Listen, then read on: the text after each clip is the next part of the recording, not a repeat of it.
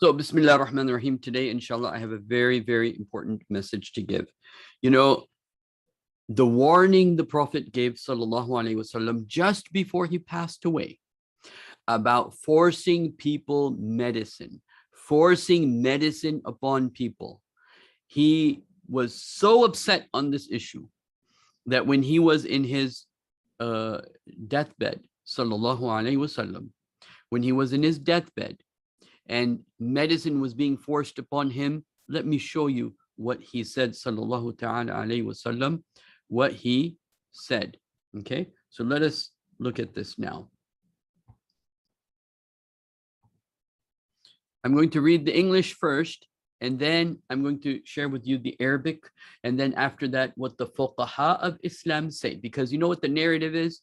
The narrative is, oh, we have to save lives. Islam says save lives. It's one of the 5 maqasid of Sharia. You have to save the lives. You have to save people's iman. You know, the Sharia wants to save people's iman, their aql, their property, their lives, and their nasab. These are the 5, you can say, maqasid of Sharia. 5 things Islam wants, you know, and one of them is to protect life. And we have to protect people's life. And so therefore, let's put medicine upon people. Let's force it down their throats so that we can give them life. Okay. Aisha radiallahu anha narrates, this hadith is in Sahih Muslim as well as Sahih Bukhari, and many of the fuqaha consider if a hadith comes in Bukhari as well as Muslim, it is, you know, usually called muttafaqun alayh, and it is the highest level of a hadith in the hadith literature. Now, we poured medicine in one side of the Prophet's mouth, sallallahu alaihi wasallam, during his illness, and he started pointing to us, meaning to say, don't pour medicine in my mouth. We said, meaning Aisha and Abu Bakr, who were trying to save the life of the Prophet, sallallahu alaihi wasallam, they said, we said, he says so, he's stopping us because he's a patient, dislikes medicine. When he improved and felt a little better, he said, didn't I forbid you to pour medicine in my mouth? Who's saying this? The Prophet. When is he saying this? Just as he's passing away, sallallahu alaihi wasallam. Didn't I forbid you to pour medicine in my mouth? We said, we thought it was because of the dislike patients have for medicine. He said, let every one of you want to see how angry he was and how worried he was? Let everyone present in the house be given medicine by pouring it in his mouth or in their mouths while I am witnessing this happening, except Abbas, who was not a witness to this.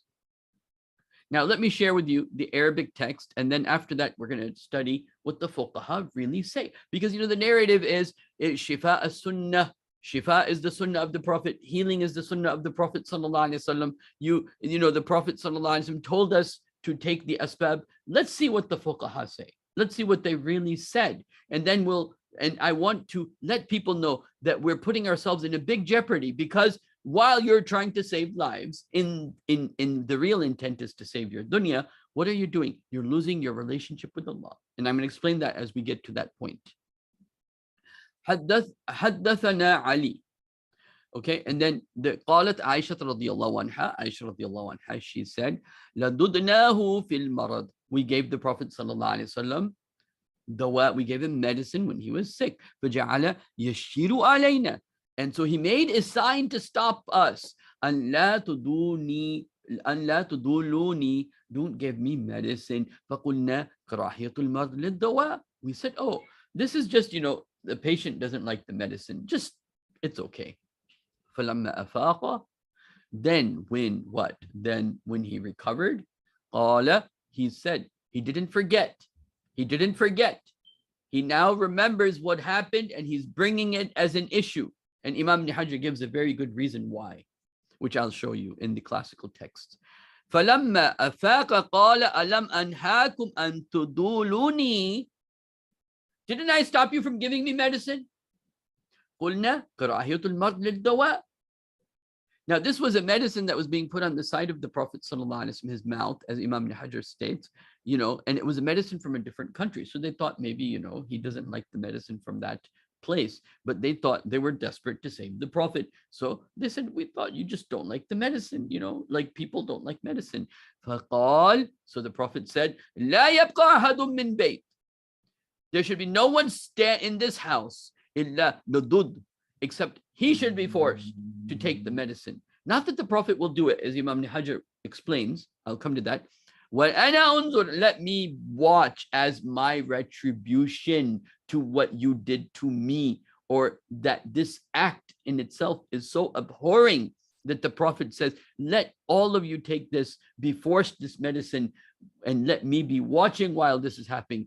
Illa Abbas, except Abbas radiallahu anhu, فَإِنَّهُ لَمْ يَشْهَدْتُكُمْ, because he didn't witness you guys doing this to me. Okay? And so this is Aisha radiallahu anha narrating this in the most authentic hadith before the Prophet passes away. Sallallahu alaihi wasallam. So now I want it to be clear, okay, that what do the ulama say, okay, what do the ulama say when it comes to what? Hukam at-tadawi fi fiqh al-Islam.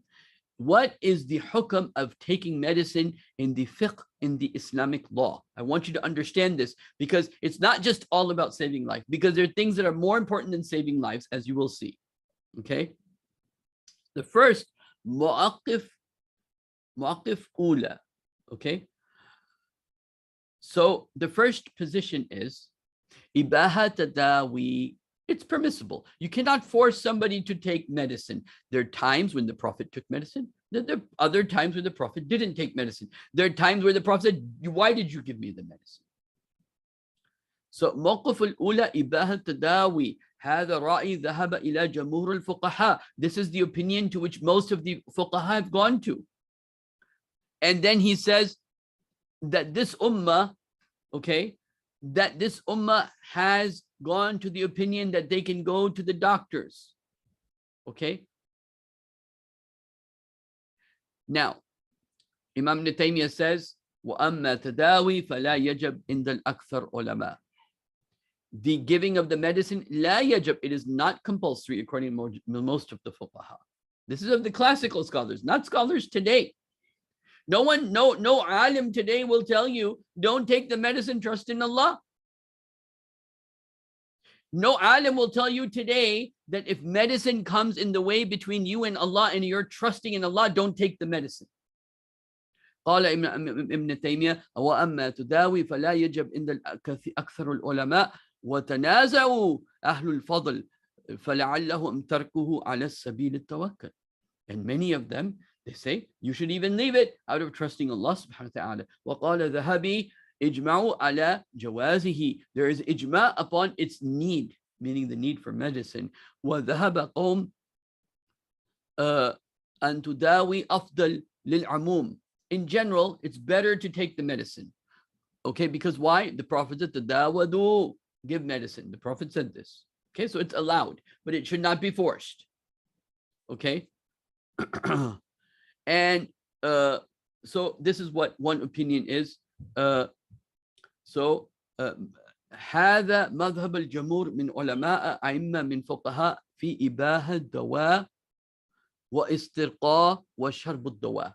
Okay, the jamhur, the majority of the ulama have said it's allowed, it's permissible, even though the Prophet said ashifa sunnah, even though the Prophet said give medicine, but they made it permissible. Why? Because it's an individual choice. In general, there are times the Prophet did it, the Prophet didn't do it, so on and so forth. Waja'a fatawa hindiya, and in fatawa hindiya it says ishtaghal bid-dawa la ba'as. If you are busy with medicine, لا بأس, there's no harm in this. إذا اقتضت أن الشافي هو الله تعالى. As long as you believe and you have the aqidah, Allah is the one who's going to cure me. وهو جعل الدواء سببا, and medicine is just a sabab. واقتضت أن الشافي هو الدواء فلا. And if somebody believes the cure is from the medicine, فلا, then he shouldn't take the medicine. If you believe medicine is going to come between you and Allah and you and your faith, well, faith is more important than saving lives. You shouldn't take the medicine if you feel that's going to come between you and Allah subhanahu wa ta'ala. If you feel you're going to be saved because you take Circus 19 and that you tell other people and look down upon the people who trust in Allah subhanahu wa ta'ala, you look down upon the people who trust in Allah subhanahu wa ta'ala and don't take Circus 19, medications, then you are at fault. You should think to yourself, these people are trusting in Allah. Am I trusting in Allah? If I am even taking it, am I really trusting in Allah?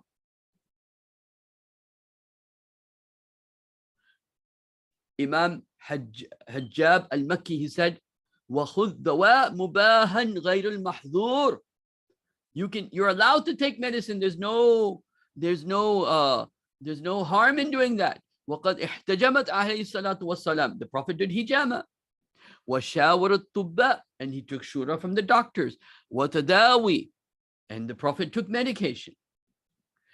And then there are groups of scholars who say, no, you have to take medicine. But what is their condition? ذهب إلى هذا القول جماعة من أصحاب الشافعي وبعض الحنابلة. Some of the people have the opinion you have to take the medicine amongst the people of Imam Shafi and Imam Ahmad bin Hanbal. لكن شرطه, but it has condition. أن يكون هذا الدواء نافعا. This medicine really has to be a benefit, has to be proven to be benefit. And the reason that Islam allows a person to choose their medicine, you can't just say that, you didn't have to wait for the Nuremberg laws after World War II to be told, oh, medicine shouldn't be forced upon people. That's the consciousness they had then. Now they're trying to force people back into medicine, right? So we've actually regressed consciously, and we've gone away from Islam consciously, even at the collective level, okay? So anyway, he says that, yes, you can take them as long as it's beneficial. But if they're going to give you a Circus 19 that's never been tested, has no test records, has so much failure, so many people are dying because of it, and then they don't even know how to, it's not even working. In the country that has taken the most of these Circus 19 things, they're the ones with the most cases still. So don't tell me, those people that are in the desert that haven't taken it, or the homeless people who haven't taken it, they're fine. So it's not a proven thing that this is actually good for you. In fact, the opposite is true, but I'm not going there. Then there's another mawqif, karahiyatut tadawi. There are people and ulama who believe that it is wrong to take medicine. Okay, it is wrong to take medicine according to some of them. And what tarkud dawa afdal, they said. Leaving medicine is better. فَإِنَّهُ أَقْرَبْ إِلَى التَّوَكُّلِ. It is better towards trusting Allah, and Allah loves those who trust Him.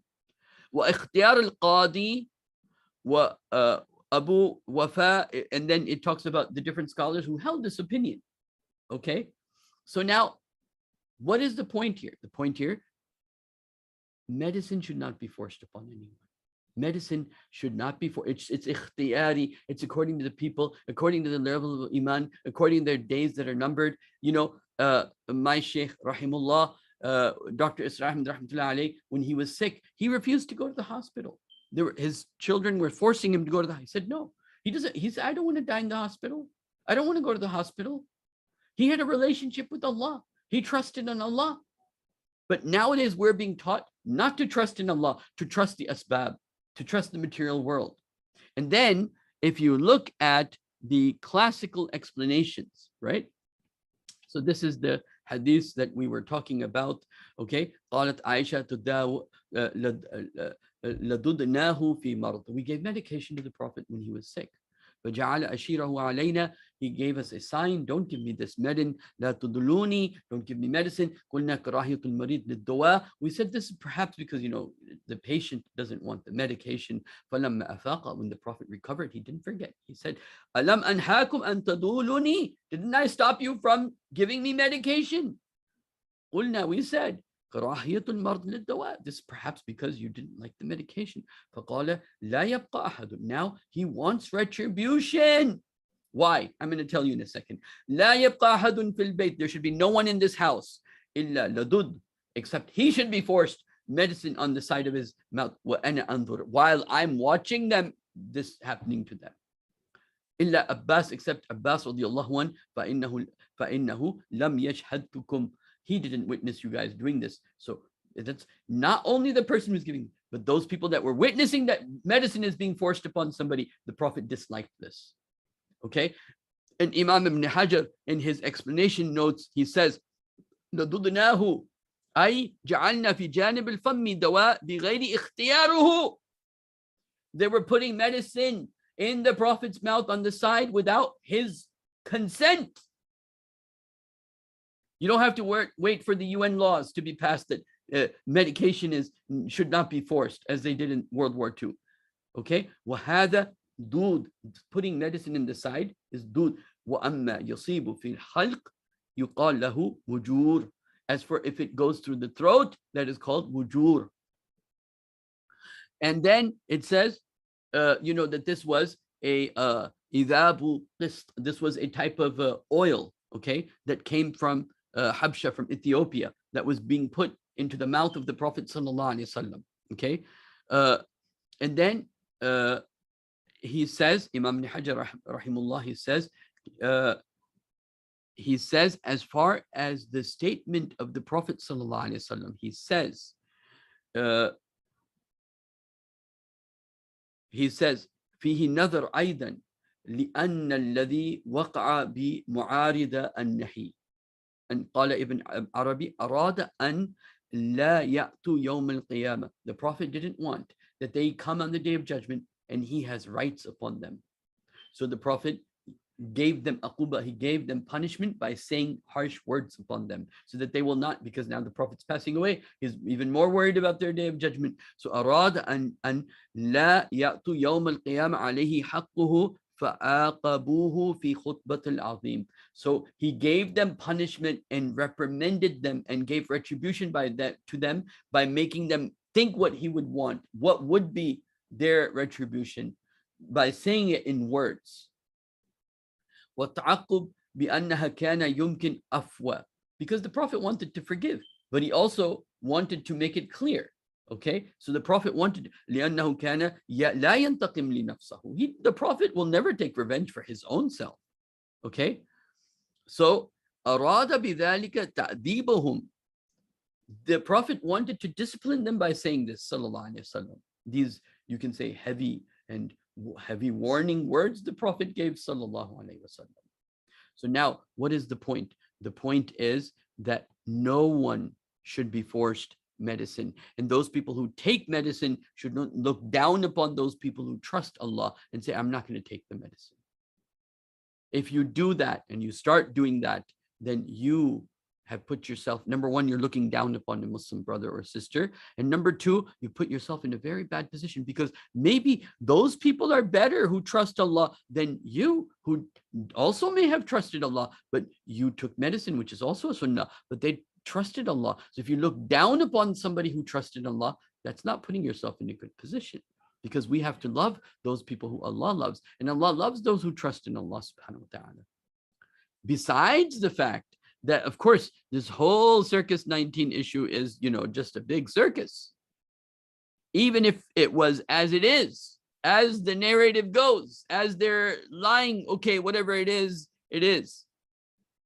But then Islam would be against these records that they want and vaccine passports that they want. Islam would be completely against this, because it is against a person's consent to take.